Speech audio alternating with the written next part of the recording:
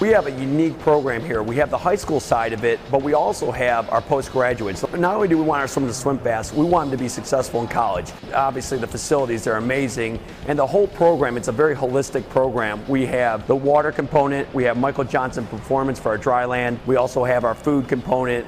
Whatever that goal is for that swimmer, we want to make it a reality and really achieve something spectacular.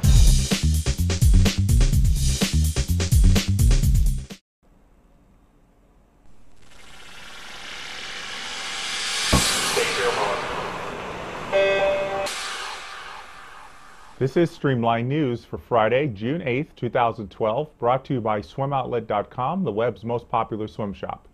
The water is in the pool at the CenturyLink Center in Omaha, Nebraska, and swimmers from across the country are there now testing out the venue at the Mutual of Omaha Swimvitational this weekend. Prelims started this morning with some very conservative swimming.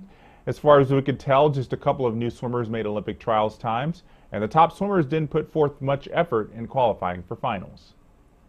Also this weekend will be the all-important qualifying swim for the Olympic 10K event in Setúbal, Portugal.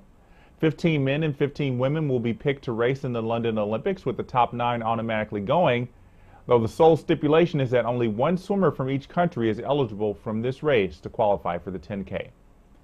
Ashley Twitchell and Haley Anderson are setting up to get that one American spot, and a few other notable names in the women's race will include South African Paralympian Natalie Dutoit and Hungary's Eva Ristov, who was a 2004 Olympic finalist in the 400 IM and now focuses solely on open water racing.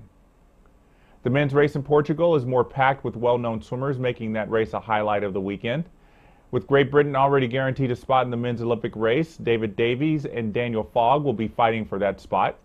Davies was the silver medalist in the inaugural 10K in Beijing, while Fogg is qualified for the Olympics already in the 1500.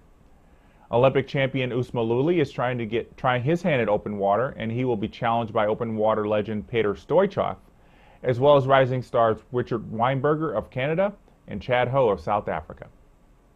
10 men and 10 women already booked their place in the 10K Olympic swim by placing in the top 10 at the World Championships last summer. Alex Meyer became the first American Olympian for 2012 by finishing 4th at Worlds last year. No other American spot is open in the men's race, which is why no men from the U.S. are racing in Portugal. In the seaside town of Riccione, Italy, the World Masters Swimming Championships will begin Sunday. More than 9,000 participants will race in the pool, and we're bound to see a few world records come from the meet at the end of the 7 days of racing, featuring some of the best master swimmers in the world. D'Arcy and Kenrick Monk have apologized publicly for any offense the photo you see here of them holding guns caused around the world. D'Arcy and Monk were photographed in an American gun shop during their stay here recently, prompting Swimming Australia to demand the photographs be removed immediately as they violated the organization's social media policy. Swimming Australia is still considering what actions to take now that the athletes are back in Australia. That's going to do it for Streamlined News today. We'll be back here on Monday with more news from around the world. Enjoy the weekend, everyone.